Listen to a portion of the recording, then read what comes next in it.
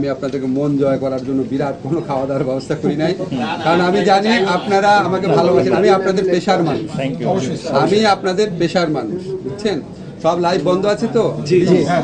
আমি বিশ্বাস করি এই একটা ট্রাউজার গত 10 দিনে আমি 7 বার পরেছি।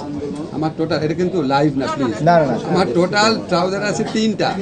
একটা হচ্ছে ফরমাল, বাকি 2টা হচ্ছে গ্যাবার্ডিন। আমি এই জীবন যাপন করা মানুষ, বুঝছেন? এটা আমি 10 দিনের মধ্যে 7 দিন পরে আসছি, বুঝছেন? সো আমি ওরকম জীবনযাপনে বিশ্বাস করি। আমরা দেখেন, আগে মানুষ মনে করতে কি যে মন্ত্রী হওয়া মানে হচ্ছে দম্ভ দেখানো, অর্থবিত্তর ভাব দেখানো, এই দেখানো।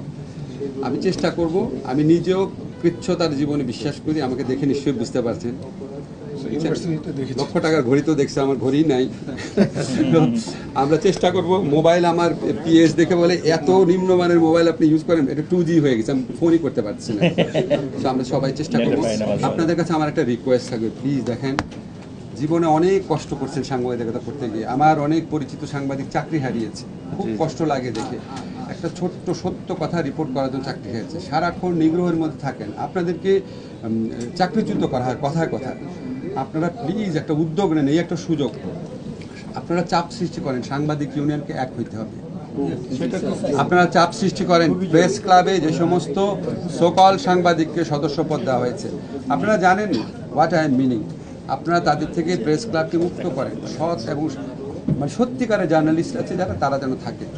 আপনারা যদি কালেকটিভ একটা ফোর্স গড়ে তোলেন, সব সাংবাদিকরা মিলে একসাথে, সত্যিকারের সাংবাদিক, মানে বুঝতেন তো সত্যিকারের সাংবাদিক কি বুঝিয়েছি, মিলে আপনারা ঐক্যবদ্ধ থাকেন। আপনারা আপনাদের যত কালো আইন আছে এটা সেগুলি করেন, ওয়েজ বোর্ডের ব্যাপারটা করেন, এবং আমাদেরকে অব্যাহতভাবে চাপের মধ্যে রাখেন সুশাসন প্রশ্নে।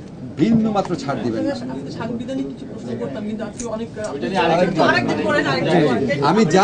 আমি যা উদ্যোগ দিব ইন কোর্স অফ টাইম আপনাদেরকে অবহিত করবো, তখন করেন। এটা একটু টাইম